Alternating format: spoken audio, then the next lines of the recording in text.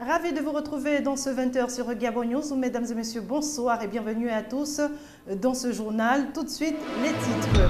Face à la propagation du virus Ebola qui continue de faire des morts en Afrique de l'Ouest, le gouvernement gabonais s'est réuni ce vendredi à Libreville, une conférence qui avait pour but de rassurer les populations et prendre des mesures préventives.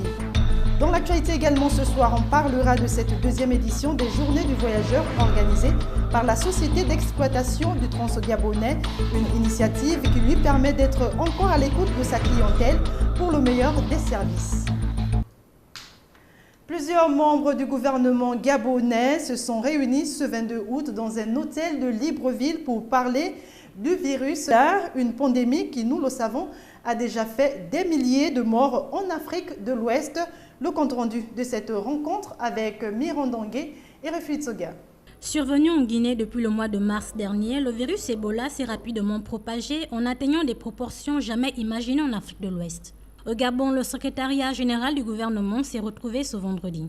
Son porte-parole donne la substance essentielle de cette rencontre. Dès l'annonce de l'épidémie et sur les très hautes instructions de M. le Président de la République, chef de l'État, Son Excellence Ali Bongo Ondimba, il a donné instruction à M. le ministre de la Santé de définir les activités prioritaires de riposte nationale en cas de survenance de l'épidémie dans notre pays. Plusieurs cas de maladies ont été détectés en Afrique de l'Ouest, mais à ce jour, il existe un sérum, le Senma, en phase expérimentale qui a sauvé plus d'une vie.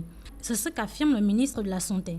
Nous sommes tout à fait informés de l'existence de ce sérum et de ce qu'il peut nous apporter si l'épidémie survenait dans notre pays. Nous prendrons en temps opportun la décision qui s'impose, mais il se trouve que ce traitement, ce sérum aujourd'hui montre tout de même de son efficacité. Il a pu sauver 2 Américains qui avaient contracté la maladie en Afrique de l'Ouest. Selon l'Organisation mondiale de la santé, l'OMS, l'épidémie Ebola est devenue une urgence de santé publique de portée internationale. Notons aussi que le Gabon a déjà fait face 4 fois à cette pandémie. Restons toujours dans le cadre de cette conférence gouvernementale sur le sujet Ebola qui fait des ravages. Les autorités gabonaises ont pris des mesures pour éviter toute intrusion de cette pandémie sur le territoire national. Le point avec Patrick Charferi, Marcel Tsongas, sous les images de Refuit Soga. Il n'y a aucune trace du virus Ebola au Gabon. C'est de manière sommaire ce que les membres du gouvernement gabonais ont voulu passer comme message à la presse et à la population ce matin. Je sollicite votre concours et votre implication totale pour 2 choses. La première, c'est de rassurer toutes les personnes vivant dans notre pays qu'il n'existe à ce jour aucun cas de maladie à virus Ebola au Gabon. Il faut tout de même rester vigilant, d'où la mise en place des mesures préventives pour faire face à la menace de cette fièvre hémorragique. C'est la mise en place d'un dispositif de surveillance à l'aéroport de Libreville. J'ai moi-même effectué une visite surprise à l'aéroport le 15 août dernier à 23 h pour évaluer l'efficacité de ce dispositif. J'ai pu constater à cette occasion qu'il est opérationnel et que tous les agents de l'Institut d'hygiène étaient à leur poste. La mise en place d'un système de surveillance épidémiologique dans les aéroports, les ports et à l'intérieur de nos régions sanitaires. Formation et sensibilisation des personnels et responsables en service dans les aéroports, les ports, ainsi que dans les structures sanitaires publiques et privées. D'autres mesures comme la suspension momentanée des vols entre le Gabon et les pays concernés par le virus sont déjà en cours. Rien à voir avec ce qui précède Journée du Voyageur ou nouvelle plateforme de communication entre la société d'exploitation du Trans-Gabonais et sa clientèle pendant 10 jours dans tous les points de vente et les gares, une action qui vise à rapprocher la CETRAG de sa clientèle. Compte rendu de Kenyongori, Marcel Tsonga, sous les images de Justin Bitegui. C'est une journée qui vise le rapprochement entre la CETRAG et sa clientèle, dans l'optique de favoriser les échanges et d'expliquer les avancées et les difficultés du moment. Je commencerai par rappeler que la première vocation de CETRAG, c'est d'être une entreprise commerciale. Une entreprise commerciale, c'est-à-dire une entreprise qui sert des clients.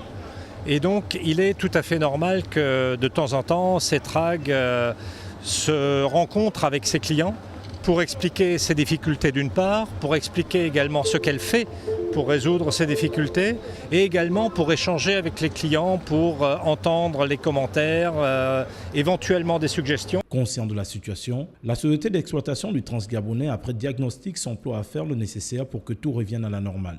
Il faut, au milieu des difficultés qui sont certaines, voir qu'aujourd'hui nous travaillons. Nous travaillons beaucoup pour résoudre d'abord les problèmes qui existent aujourd'hui, également pour améliorer le service à la clientèle. Alors que faisons-nous concrètement ? En partant du constat que les problèmes qui existent aujourd'hui sont liés à une dégradation de l'infrastructure et de la voie, le diagnostic n'a pas été simple à faire et ce n'est que depuis à peu près 1 an que nous sommes sûrs de ce qu'il convient de faire pour résoudre les problèmes. Pendant 10 jours dans les points de vente d'Ovendo à Franceville, la Cetrag va échanger avec sa clientèle sur les innovations, les conséquences des travaux sur la voie ferrée et autres événements pour une communication de proximité.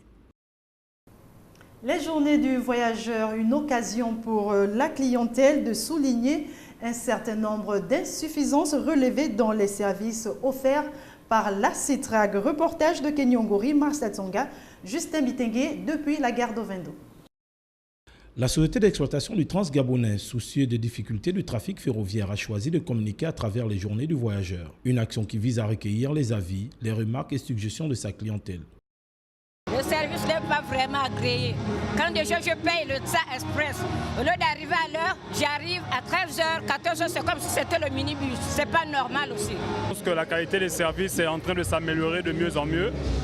Et c'est vrai que certaines zones du secteur ferroviaire sont encore en décadence, mais je crois qu'avec le temps, les choses pourront prendre forme. Les responsables de la structure sont en train de mettre des moyens pour que la communication passe de mieux en mieux, comme là en ce moment, comme vous pouvez le constater.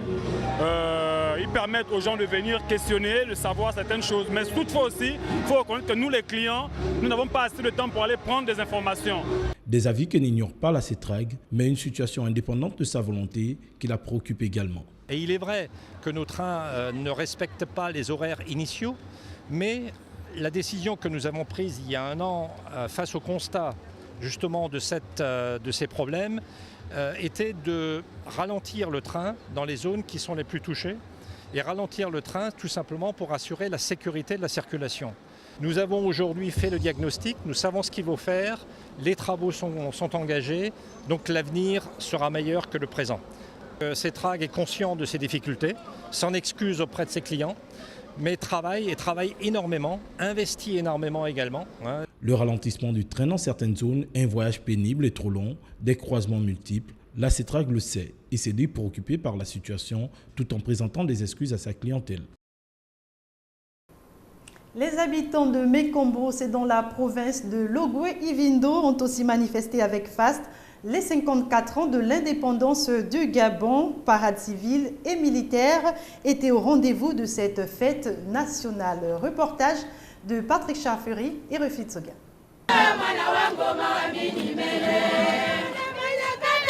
Tous ou presque, vêtus de leurs plus beaux habits, défilent pour les 54 ans de l'accession du Gabon à la souveraineté internationale.